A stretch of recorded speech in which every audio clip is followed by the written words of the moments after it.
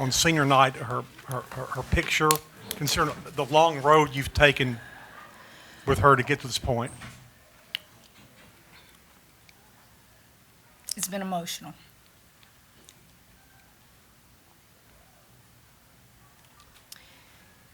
Seniors touch my heart. The greatest years of their lives are the years in college. They don't change a diaper. They don't pay a bill. They get to play a game, and really with NIL and everything else with scholarship stuff, they really are getting money on top of what a scholarship used to be about. And this one, Alexis Morris, I've known since she was in the 7th grade. So I know her good, I know her bad, I know her ugly, but in return, she knows my good, my bad, and my ugly. I've said this, and I'll keep saying it. Alexis Morris can write a book, and it'd probably be a bestseller, because I think you would get the truth from an athlete that would not blame a coach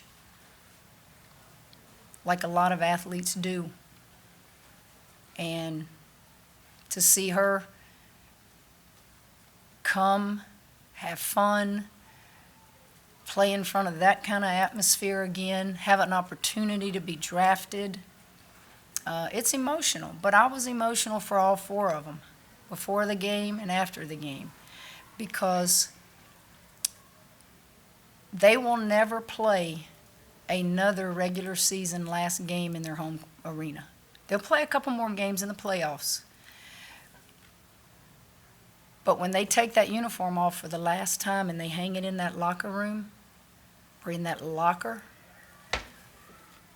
unless you're an athlete, you don't understand that gut-wrenching feeling. Some will go on and play pro ball, but it's just something about college. Alexis, would you talk about, did you have it in your mind to take over in the 4th quarter, and did the shot being waved off have anything to do with it? The shot being waved off probably did give me a little more ammunition, but I'm one of the go-to players in clutch moments. I got Coach Mulkey yelling in my ear, go get the ball, go make a play, get the ball to Angel. A lot of that pressure is on me. But it's not really no pressure. Another reporter asked me before the game, in the 4th quarter, you're usually like the clutch player, and I say, well, it's because I put in a lot of work behind the scenes, so I'm comfortable with making those shots or missing those shots during those heated moments.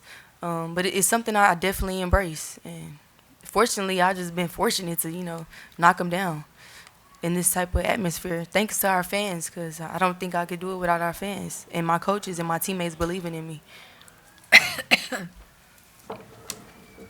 Kim, Alexis had a couple of long twos, and of course one that didn't count long in the 3rd period, but have you seen an 0 for 14 3-point stat line in a while? Are you watching my eyes? I'm sitting there looking at that right now, and I said, ooh, we won by 15, and we did not hit 1 3.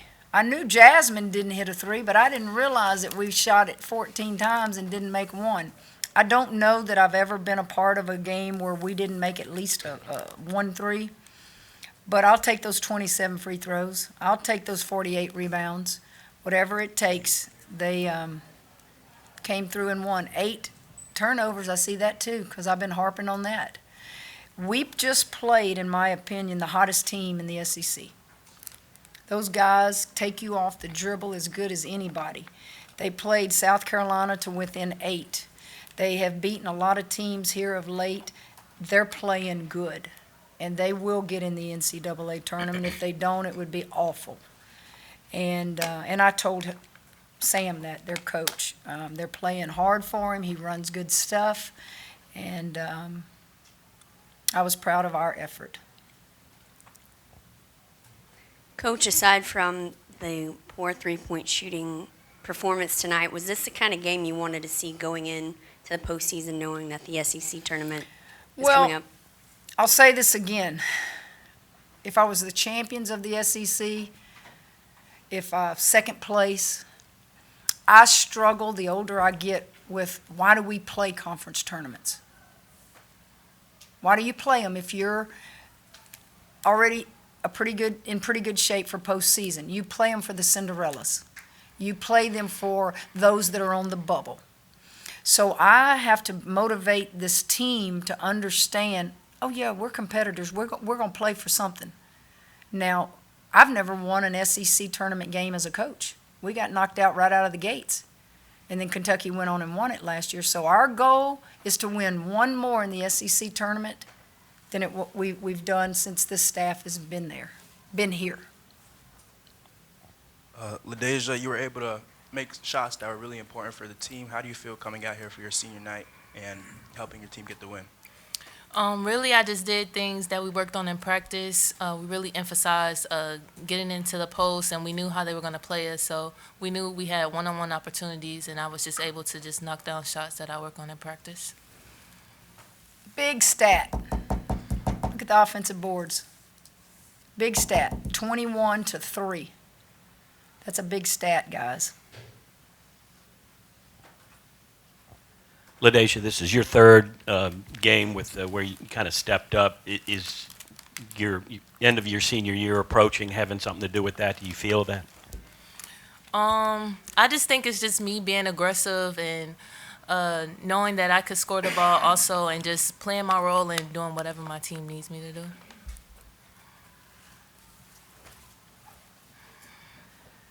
Coach, after the Florida game, we talked and you said defense was obviously a big priority. How do you feel like your team has responded over the past 2 games and going into the tournament? Better. I said after the Vanderbilt game, I thought the first half was as active as we've been.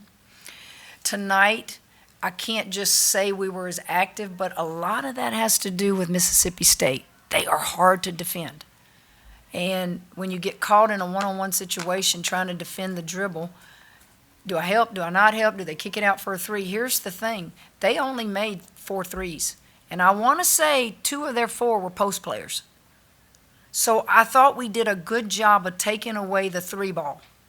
We gave up more layups than I would have liked, but I can't compare what we did at Vandy in the first half and tonight. What I can tell you is they listened to Scout Report. They're trying to do better in having 5 LSU players be active. We weren't active offensively at the beginning of the game, but that's because Mississippi State confused us on some things. We thought, well, is that a man? Is that a 1-2-2? Is that? And Lex and Poa, those guys have to make decisions with the ball in their hands sometimes. And credit to Mississippi State, they kind of kept us off balance, and we were stagnant a lot. Alexis, I don't know. I'm kind of wondering what you thought you were going to be in for when you asked Coach Mulkey if you could join the team last year, and now that you're at the end of your second regular season, you know, 53-7 in these 2 seasons, and obviously headed for a very high seed in the NCAA tournament and a high seed in the SEC tournament. What has this ride been like for you? I'm gonna start with I'm just happy I didn't give up on myself, and then secondly I'm gonna follow with thank you, Coach Mulkey, for giving me the opportunity to see this day, because it's not a day I thought I would ever see. Transferring from Texas A&M, I said this before. When I left A&M, I didn't have a sense of direction of even playing basketball. I was like, this is it. I don't want to do it no more.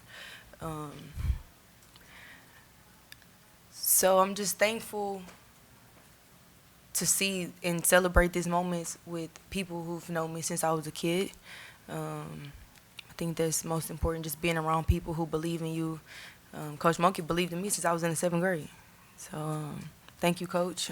Thank you, Dee, for, being like the big dog on the team, just always just being funny and, believing in me as well. They always let me know, like, bro, you the PG, like, take over. We need you to lead.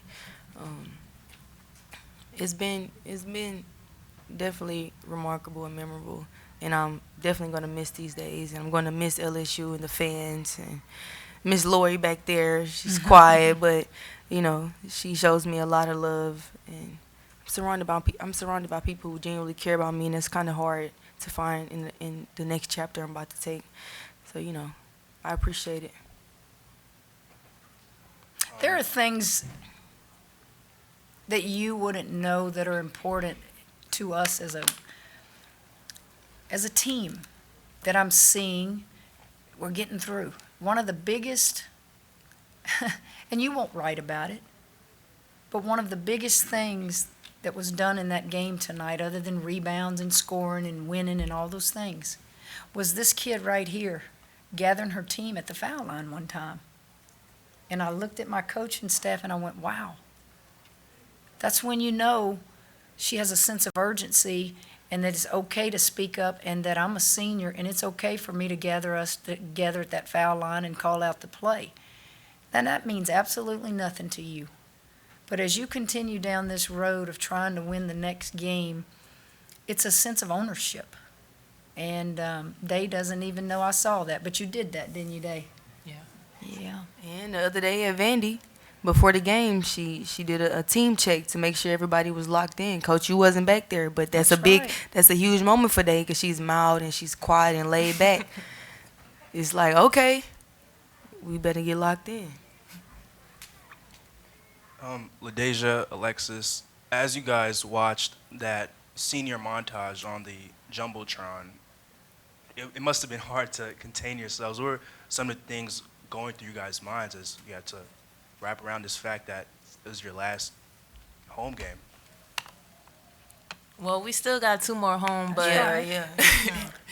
it felt great. Like, this is my 3rd school, but I love the atmosphere here and the coaches. Like, they really believe in us, and it's just a bittersweet moment. But I know we still got more games ahead of us, and we know what we're trying to get to. Yeah, definitely bittersweet. I want my senior night to be in Dallas. Yeah. I'm a Texas kid, so my ultimate goal is to get back to home. And not to say LSU isn't my home, but Texas is where I was born and raised. So that's where I would love to celebrate my last game in Texas. Got time for a couple more questions, guys? Alexis, I'm sure you've heard the message from Coach for extending the lead. In each quarter, you had a chance to maybe blow it out, double digits, and they were able to kind of come back into the game. You didn't let that happen in the middle of the 4th quarter. They got it to like 5 points, and then that was it. You helped stretch it back out. They had a couple of inbounds jumpers. Can you talk about just the mentality to try to really put them away? Our coaches have been stressing to us, learn to put teams away when we're already on their necks. So I think we had them in double figures, and we let them cut the lead. It's something that we're starting to take pride in, and we're taking it personal as a team, and we're being challenged by our coaches to do so. So. We talk about separating. Yeah, we talk about separating. Ourselves. Yeah. We keep having a turnover here, a bad shot here, and if you don't bring it to their attention, they'll never correct it. Yeah. And so that's been harped on for about 2 weeks now. Yeah. Separate yourselves. And as the PG, it kind of starts and ends with me knowing who to pass the ball to, knowing when to go get the ball, me taking bad shots at the rights. It's all about situations. Yeah, like I said, it started and end with me. I got to do a better job, too. Obviously, Grant had mentioned Angel tying Sylvia's double-double record, 27 in a season. I just didn't want to neglect to ask about her influence on this game and matching Sylvia fouls. I know that you were coaching when she played, so you probably remember her pretty well. Well, I said, write this stat down, 21 offensive boards, didn't I, to their 3. Don't think I don't know. She had 10 offensive boards. Some people don't even have 10 rebounds in their career. And I thought she and Day it was crowded in there, and they were going up and getting it and fighting and trying to do all that, and I just loved it. I thought when she, tried to get a foul and didn't get the call, she stayed with the rebound, and she stayed with the rebound. That's just toughness. That's just flat-out toughness. Sylvia fouls, Lord knows I had to coach against her, so I can tell you, she's in pretty good company with Sylvia fouls. And, Sylvia got to come, where was it, Sylvia? Family Day? Where was she? Simone's statue and visited with Angel. And Sylvia is she's just gracious. She's gracious. She's just a happy person, an outstanding basketball player. She's a Hall of Famer. Hope to get her a statue out there someday because she's deserving of it. But she was most gracious to Angel, as was Simone.